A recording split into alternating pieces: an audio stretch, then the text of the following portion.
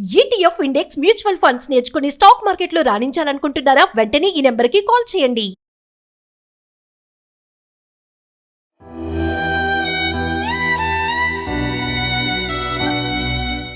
Madam ఇంత ఘోరంగా జరుగుతుంది. ఎట్లా జరుగుతుంది? ఎలా చేస్తారు మేడం? దేనికోసం చేశారు మేడం?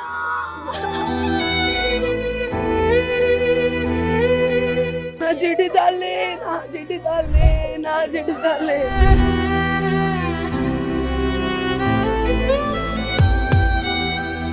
11:30కి టిఫిన్ తీసుకొని వెళ్తుంది. ఆ 10కి వచ్చి ఎప్పుడు చేసిపోయిండో ఏమో అర్థమైతే లేదు.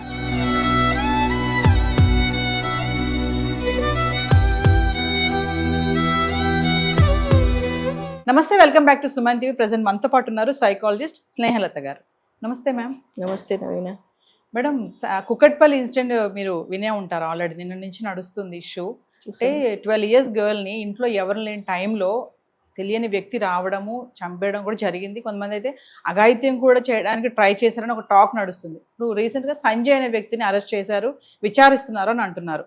అసలు ఏం జరిగింది అనుకుంటున్నారు? మామూలుగా అనాలైసిస్లో చూసుకుంటే బయట సమాజంలో పిల్లల విషయంలో తల్లిదండ్రులు ఎంత జాగ్రత్తగా ఉండాలి అంటే, ఇంకా ఎంత జాగ్రత్తగా ఉండాలి, పక్కన పెట్టుకుని తిరగాలా, ఇంకా ఎల్ల వేళలా అంటే ఏం చెప్తారు? నార్మల్గా అయితే ఒక మనిషికి రోజుకి 60,000 నుంచి 70,000 దాకా ఆలోచనలు వస్తాయి ఒక రోజుకి.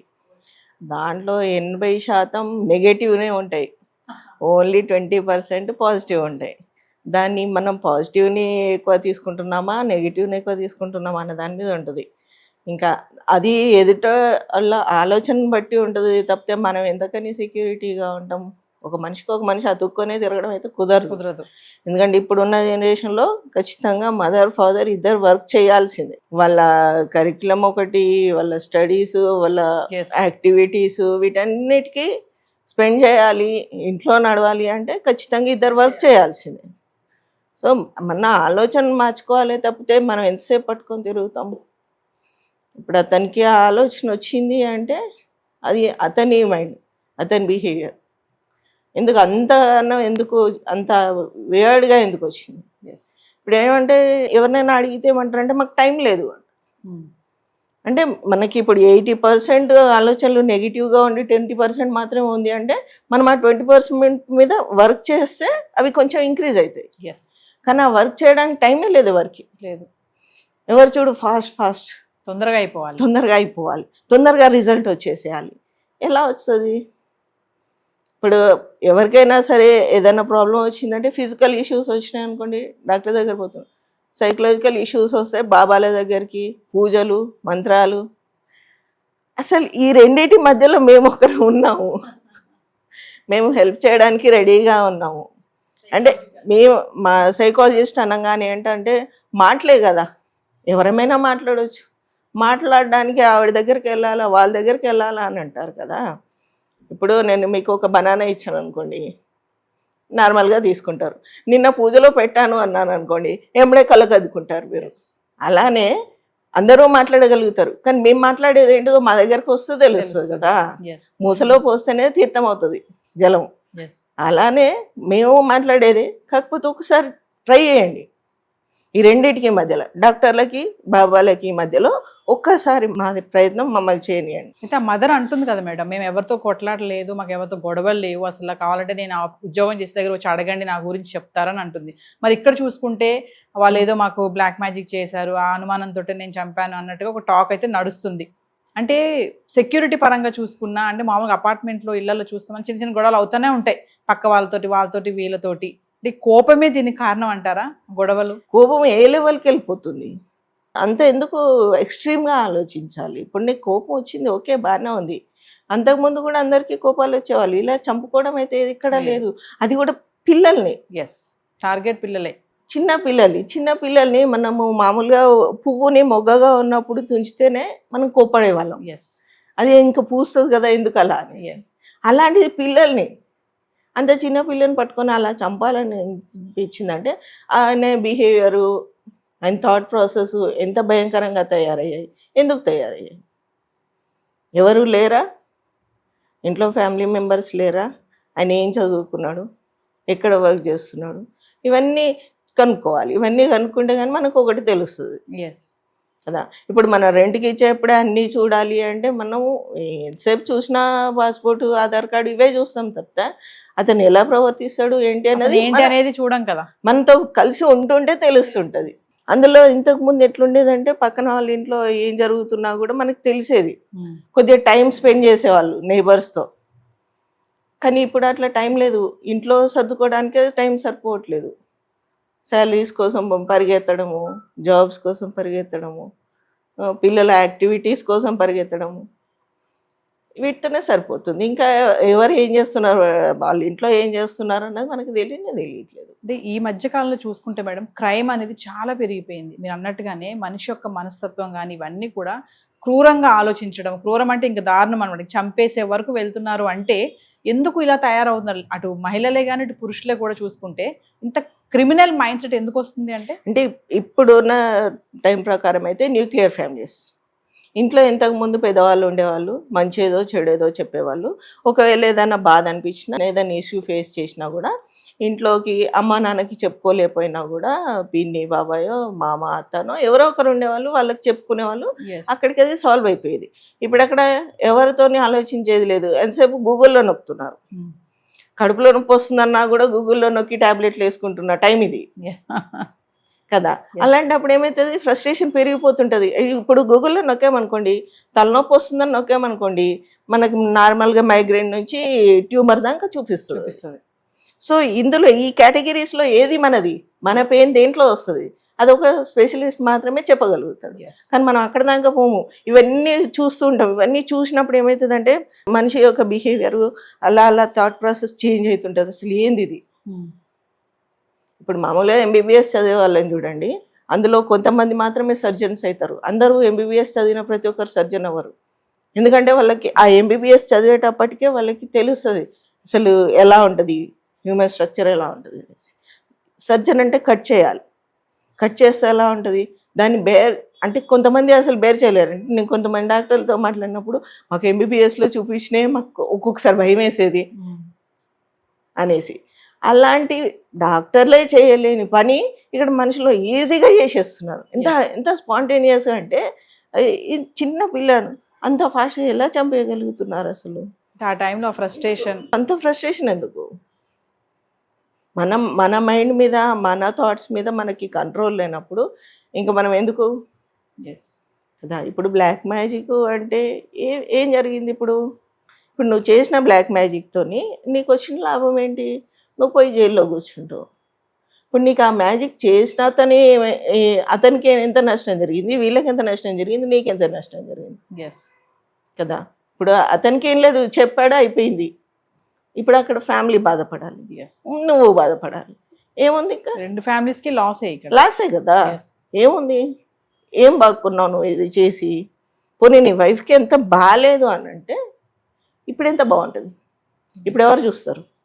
నెక్స్ట్ ఫ్యూచర్ ఏంటి? ఏదైనా ఒక పని చేస్తున్నాము అంటే అసలు నెక్స్ట్ ఏం జరుగుతుంది? పిల్లల్ని 10th అయిపోగానే నెక్స్ట్ ఏంటి అని అడగడం కాదు. మీరు ఒక పని చేస్తున్నారంటే నెక్స్ట్ ఏంటి, దాని పర్యవసానం ఏంటి, ఏమేమి ఫేస్ చేయాల్సి వస్తుంది, దానికి మీరు రెడీగా ఉన్నారు. ఇవి ఆలోచించండి. న్యూక్లియర్ ఫ్యామిలీ కాబట్టి ఇప్పుడు అతను వెళ్ళిపోయాడు, ఇప్పుడు ఆవిడ ఒకటి అవుతుంది, ఆవిడకి హెల్త్ బాగాలేదన్నారు, ఇప్పుడు ఎలా?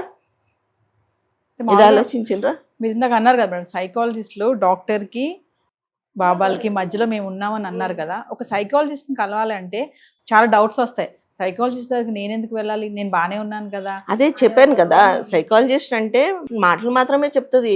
మాటలు ఏముంది, మాకు రావా మాటలు, మాకు తెలియని విషయాల మాకు వస్తాయి మాటలు. అందుకే చెప్తున్నాను కదా, మూసలో పోస్తేనే తీర్థము. మీరు మాట్లాడేది మాటలే, మేము మాట్లాడేది మాటలే, కానీ మేము మాట్లాడేదానికి వాల్యూ ఉంటుంది. మేము మాట్లాడేప్పుడు మీ ఫేస్ ఎక్స్ప్రెషన్, మీ బాడీ లాంగ్వేజ్, మీరు చెప్పలేని విషయాలు కూడా మేము కనుక్కొని వాటికి ఆన్సర్లు ఇస్తాం. ఒకసారి మమ్మల్ని కలిస్తే తెలుసు. ఇప్పుడు ఇదే చూడండి, మనం ఏదైనా డాక్టర్ దగ్గర పోవాలంటే పక్కన వాళ్ళనో ఎవరినో తెలిసిన వాళ్ళని రిఫరెన్స్ అడుగుతాం, ఏ డాక్టర్ దగ్గరికి వెళ్తే బాగుంటుంది అనేసి. బాబాల దగ్గరికి ఎలా వెళ్తారు? అందరు తెలవమనుకుంటూ పోతారు, మేము ఈ బాబా దగ్గరికి వెళ్ళొచ్చాము, ఈ పుణ్యక్షేత్రానికి వెళ్ళొచ్చాము అని చెప్పేస్తారు, బాగానే ఉంది. మా దగ్గరకు వచ్చే వాళ్ళు ఎవరు చెప్పరు. మా ఎక్స్పీరియన్స్ నేను చెప్తున్నాం. Yes. మేము ఒకవేళ మా దగ్గరకు వచ్చారనుకోండి, బయటికి వెళ్ళి నేను ఇలా సైకాలజిస్ట్ని కలిసి వచ్చాను, నా థాట్ ప్రాసెస్ ఇంత భయంకరంగా ఉండే, ఇప్పుడు ఇలా ఆలోచిస్తున్నాను నేను అని ఎవ్వరూ చెప్పరు. చెప్పరు. అమ్మో నువ్వు సైకాలజిస్ట్ దగ్గరికి వెళ్ళావా అంటే నీకు ఏమైందిరా అంటారు. ఏమైందని వెళ్ళావు అక్కడికని. అదే అదే ధోరణి ఉంది ఇప్పుడు సమాజం. ఫిజికల్ ఇష్యూస్ ఎలానో సైకలాజికల్ ఇష్యూస్ కూడా సేమ్. ఇవి ఇంటర్ కనెక్టెడ్గా ఉంటాయి ఇవి, కానీ అది ఆలోచించరు. ఫిజికల్ ఇష్యూస్ అంటే డైరెక్ట్గా ఫిజిషియన్ దగ్గరికి వెళ్తారు, ఇంకా ఎన్ని టెస్ట్లు అంటే అన్ని టెస్ట్లు చేపిస్తారు, అది ఓకే. కానీ దానికి రీజన్ ఇంటర్ కనెక్టెడ్గా ఇది కూడా ఉంది కదా, మరి దీని మీద కూడా కొంత వర్క్ చేద్దాము అన్నది ఉండదు. అది వచ్చింది ప్రాబ్లం. అందుకే ఈ బిహేవియర్ ఇంత టూ మచ్ తయారవ్వడానికి కారణం ఇదే. అంటే మీరు అన్నట్టుగానే ఇంత క్రిమినల్ గా తయారైపోవడానికి మైండ్ సెట్ మీద కంట్రోల్ లేకపోవడమే అంటారా? ఉండదు కదా, ఎలా ఉంటుంది? ఇప్పుడు మనకు కొన్ని థాట్స్ వచ్చినప్పుడు మనం ఎవరితోనైనా షేర్ చేసుకుంటే అందులో మంచి ఎంత ఉంది, చెడు ఎంత ఉంది, వాళ్ళు చెప్పకపోయినా మనం షేర్ చేస్తుంటే మనకే తెలుస్తుంది. కానీ మీరు ఎవరికి షేర్ చేస్తలేరు, ఎంతసేపు గెయిన్ చేస్తున్నారు. గూగుల్ నుంచి, యూట్యూబ్ నుంచి, ఇన్స్టాగ్రామ్ నుంచి గెయిన్ చేస్తున్నారు. అది బయటికి పోవట్లేదు. బయటికి పోవాలి కదా. ఇప్పుడు మనం తిన్నామంటే అది బయటికి పోవాలి, పోకపోతే ఎలా ఉంటుంది? ఇలానే ఉంటుంది. థాట్స్ కూడా వస్తున్నాయి, రకరకాల థాట్స్ వస్తున్నాయి, కానీ అవి బయటికి పోవట్లే. అంటే అనుమానం వచ్చింది అతనికి. అనుమానం రావడంతో టార్గెటింగ్ ఆ టైంలో పాప కనబడింది, పాపని చంపేయాలని థింక్ చేసి, అంటే పిల్లలు కదా అనే అది కూడా ఆ మనస్తత్వం లేదు, ఆలోచన శక్తి లేదు, ఆ సెన్స్ ఆఫ్ హ్యూమర్ కూడా లేదని అంటారా? అంటే పిల్లలు కూడా టార్గెట్ చేస్తున్నారు ఈ మధ్యకాలంలో మనం చూస్తున్నాం చాలా. పిల్లలు అన్న థాట్ రాకపోయినా కూడా అది ఓన్ హౌస్ ఏం కాదు కదా, రెంటెడ్ హౌసే. వెకేట్ చేసి వేరే దగ్గరికి వెళ్ళొచ్చు కదా. నీకు అంతగా డౌట్ ఉంటే, అంటే ఈ ఆలోచన రావడానికి ఆ మైండ్లో కొంచెం గ్యాప్ ఉండాలి. ఎక్కడుంది? లేదు. ఫుల్ నెగిటివ్నే ఎక్స్టెండ్ చేస్తుండ్రు, కానీ పాజిటివ్ని కొంచెం ఒక 20% ఉంది కదా, 20%ని పెంచుదాము అన్న ఆలోచన లేదు. వీళ్ళు ఖాళీ చేయొచ్చు, లేకపోతే వాళ్ళనైనా ఖాళీ చేయించండి అనేసి రిక్వెస్ట్ చేయొచ్చు. ఇన్ని ఆల్టర్నేట్స్ ఉన్నాయి కదా. ఈ ఆల్టర్నేట్స్ రావాలంటే మన బుర్ర ఖాళీగా ఉండాలి ముందు. టోటల్గా మేడం ఒక విషయం చెప్పండి, కుకట్పల్లి ఇన్సిడెంట్ ద్వారా అంటే తల్లిదండ్రులే కానీ మామూలుగా నైబర్సే కానీ మనం చాలా మీడియా వాళ్ళు వెళ్ళి పక్కన ఉన్నటువంటి నైబర్స్ని, రెసిడెన్షియల్ వాళ్ళందరితో మాట్లాడారు. ఏం జరిగింది ఏంటి అన్నాడు. వాళ్ళు చెప్పారు కొన్ని మాటలు. ఆ పాప అరిచింది, మేము విన్నాము, మేము వచ్చేలోపే బాబు చనిపోయింది, ఇంట్లో ఎవరు లేరు, వాళ్ళ నాన్న వచ్చారు బాక్స్ ఇవ్వడం కోసం, కొన్ని సంఘటనలు చెప్తున్నారు. అంటే మామూలుగా ప్రజెంట్ సొసైటీలో అసలు పక్కన ఏం జరుగుతుంది, వీళ్ళ ఇంట్లో ఏం జరుగుతుంది, వీళ్ళ ఇంట్లో ఏమైనా గొడవ అవుతుందా అంటే కూడా దాని మనం వచ్చి చూసే అది లేదు. అంటే ఇంతకు ముందు ఎలా ఉండేదంటే మనకి చెవులు కళ్ళు అన్నీ తెరిచి ఉండేది, వెళ్ళేవాళ్ళం. అరిచిందంటే ఏమడే వెళ్ళిపోయే వాళ్ళం. ఇప్పుడేంటి, చెవులలో హెడ్ ఫోన్స్ పెట్టుకొని టీవీలు చూడడము, యూట్యూబ్లు చూడడము, ఇవే అవుతున్నాయి కదా. ఇంకెక్కడ వినబడుతుంది? వినబడ్డా కూడా ఏమోలే అలా అనిపించిందేమో నాకు అనే చాలా మంది ఆగిపోతున్నారు. అంతకుముందు ఇన్ని సీసీటీవీ కెమెరాలు లేవు, కానీ ఏ ఇంటికి ఎవరు ఎప్పుడు వచ్చిపోతున్నారో తెలిసేది. ఇప్పుడు సీసీటీవీ కెమెరాలు ప్రతి చోట ఉంటున్నాయి, అయినా ఇన్ని నేరాలు జరుగుతున్నాయి, ఇన్ని ఘోరాలు జరుగుతున్నాయి. అందుకు ఎవరు పట్టించుకోవట్లేదు. పోనీ మనం ఇంతగానే చెప్పేసి అరే మీరు అవి బంద్ చేసి కాస్త, మనం బస్సులో వెళ్తున్నప్పుడు, బస్సులో కానీ ట్రైన్లో కానీ వెళ్తున్నప్పుడు పక్కన వాళ్ళ విషయాలు అన్నీ తెలుసుకునే వాళ్ళం. వాళ్ళు ఏం జాబ్ చేస్తారు, ఎక్కడ ఉంటారు, ఏంటి. ఇప్పుడు అలా ఒక్కరైనా ధైర్యంగా చెప్పగలుగుతారా? చెప్పలేము. అదే సొసైటీలో బతుకుతున్నాం కదా. మరి ఇంత చేంజ్ ఎందుకు వచ్చింది? ప్రతి ఒక్కరు చేంజ్ అయ్యారు. అది ఒక్కరిదే అని కాదు, ప్రతి ఒక్కరు చేంజ్ అయ్యారు. ప్రతి ఒక్కరిది అదే థాట్ ప్రాసెస్ నడుస్తుంది. సోషల్ మీడియా ఎఫెక్ట్ అంటారా? అంటే ప్రతి దానికి నెగిటివ్ ఉంటుంది, పాజిటివ్ ఉంటుంది. నువ్వు పాజిటివ్ తీసుకుంటే బాగుంటుంది, నెగిటివ్ తీసుకొని దాని మీద నేరం వేస్తే సోషల్ మీడియా ఉంది కాబట్టి ఇలా అవుతుంది అంటే, ఆ సోషల్ మీడియాతో చాలా మంచి పనులు కూడా అవుతున్నాయి కదా. మరి వాటి సంగతి ఏంటి? అవి ఎలా జరగాలి కదా. అంటే చూసే దాంట్లో మనం చాలా వరకు మంచి ఉంటది, కానీ మంచిని వదిలేసి ఎక్కువ చెడుని చూస్తున్నాం. మనకి అదే కావాలి. మనకి ఒక 100 కామెంట్స్ వచ్చాయనుకోండి, ఒకటే నెగిటివ్ కామెంట్ ఉంటే ఒకటే ఎందుకు వచ్చింది, అది ఇన్ని పాజిటివ్ వచ్చినప్పుడు ఒక్కటి నెగిటివ్ ఎందుకు వచ్చింది దాని మీద కాన్సన్ట్రేట్ చేస్తాం. 99 పాజిటివ్ కామెంట్స్ వచ్చాయి కదా, హ్యాపీగా ఫీల్ అవ్వచ్చు కదా. అది thank you ma'am. Okay right.